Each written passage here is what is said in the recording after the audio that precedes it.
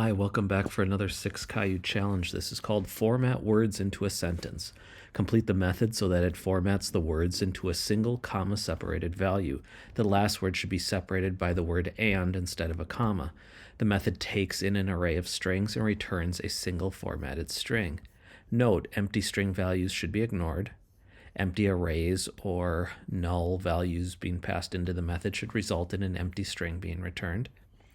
And they have some examples here. So you had Ninja Samurai Ronin, and you see how there's a comma after the first word, but not after the second because it's right before the last word. So you separate the last word with an and instead of a comma.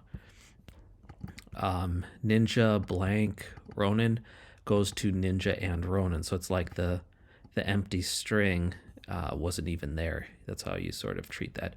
And if you get an empty array, return the empty string. Again, they're using single quotes here, and they shouldn't be doing that if they're talking about string. String is double quote. Single quote means characters. So I just want to be clear about that with you. Why don't you go ahead and try this one out? Come on back when you're ready, and I will go into my solution. So first things first, let's handle that really trivial case. I'll say if words is equal to null, means nothing, let's just return the empty string like they told us to do. Okay, so now as you can imagine, it's pretty straightforward, right? We have to go through each value in the array and sort of format it, add a comma or an and as needed. What I'm going to do to sort of help myself out, I'm going to do this. I'm just going to make a separate collection based on the input that has all the blanks already removed. I'm just going to filter them out. That way I don't have to worry about any of this stuff where blanks can occur, and so it throws off which is the second to the last entry. So maybe you already tried this and just resumed me, and you found out, yeah, well, where to put the commas and the ands is complicated by these random blanks that get thrown in there. So what I want to do to work around that, I'll just call it no blanks. And I can say words. And do you remember the LINQ method that we use for filtering? I'm going to go ahead and bring in the using system LINQ so I can use these enumerable methods. Remember which one we use for filtering? It's where. And then let's go ahead and add our lambda in, the one parameter we need. I'm using word to describe each word in words. They're strings. So I chose word for my parameter name. You could name yours whatever you like. And then we want to say string has this is null or empty method, and we just pass word in there. And we actually want that it's not null or empty, right? That's what we want to pass through and allow and filter out the ones where it is empty. So good. Where, like many of the other enumerable methods, returns an IEnumerable of whatever type you're working with. So remember, this is an IEnumerable. I just wrote var, but you could, fully qualify the type there if you want. I just put var as a shorthand. So now we can work with this no blanks collection instead of the words collection that could have these peppered in values with blanks that complicate things.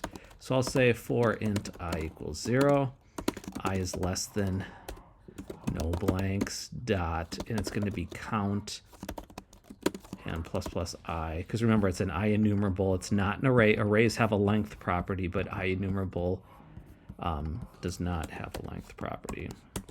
And you can leave length and you'll just get that error when you run it, and then we can fix it. So good. Now we got to handle these the formatting, right? So what I'll do is instead of a loop, I'm just going to use another LINQ method. Let's do that. So instead of the loop, I'm going to select. We could say return no blanks select. Okay. And one thing I wanted to show you why I'm using the select method, why I'm going to do this, is that we usually use this normal one where we just sort of project each element into a new form.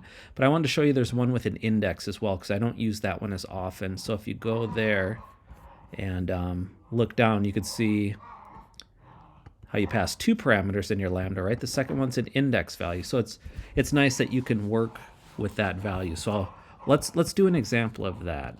So I'll say again, no blanks. I'll call a word for each element in no blanks, and I'll just use like they had, no index. I'll put my arrow, and then we can put our body in. And remember, or maybe you read the blog article on my new website, for lambda expressions, they have two types. They call these expression lambda and statement lambda.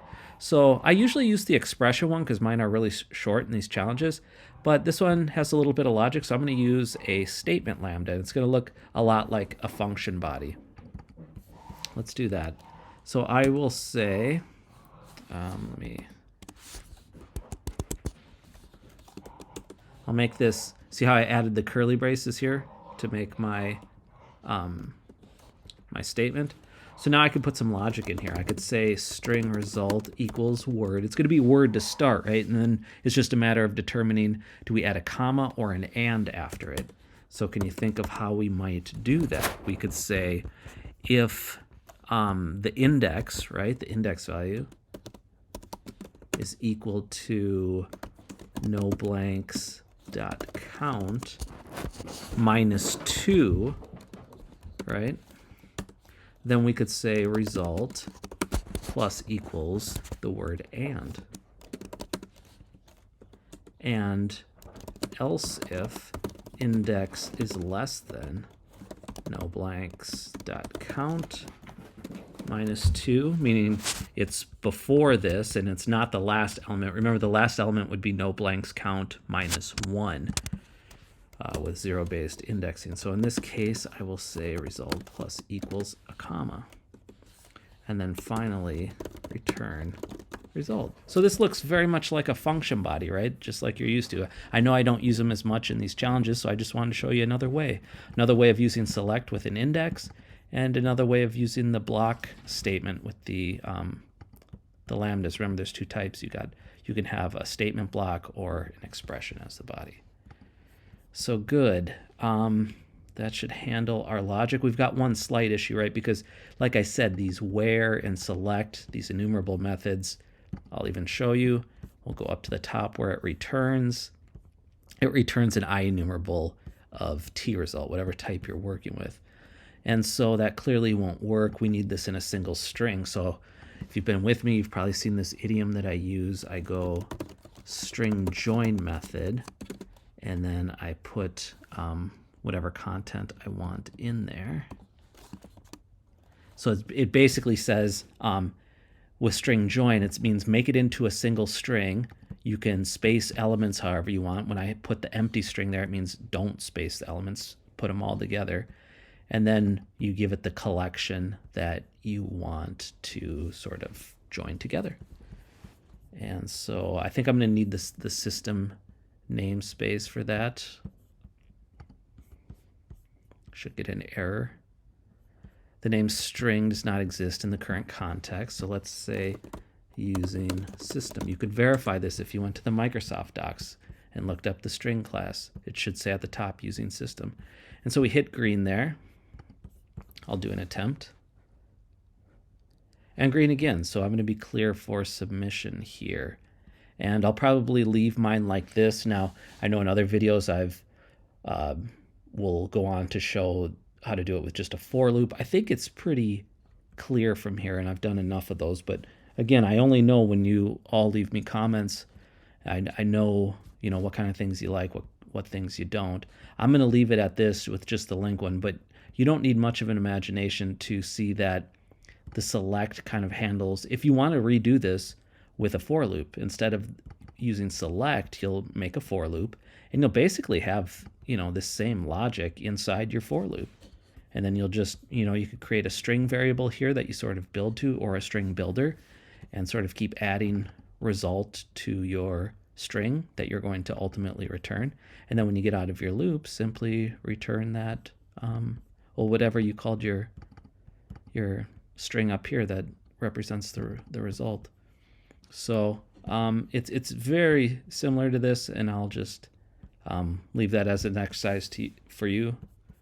I'm going to go ahead and submit mine like this. Go ahead and collect those points and learn from others too. And look at all of these.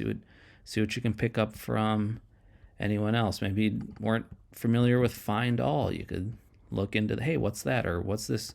Is null or white space? I never heard of that. Or, you know, of course, regular expressions are good to learn. You got skip last there. And yeah, go ahead and look through these however you like. You can see they use string join there like we did.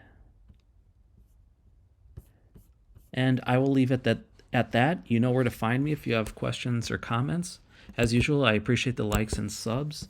Keep watching, keep getting better. Let's keep racking up the points. I'll see you in another video.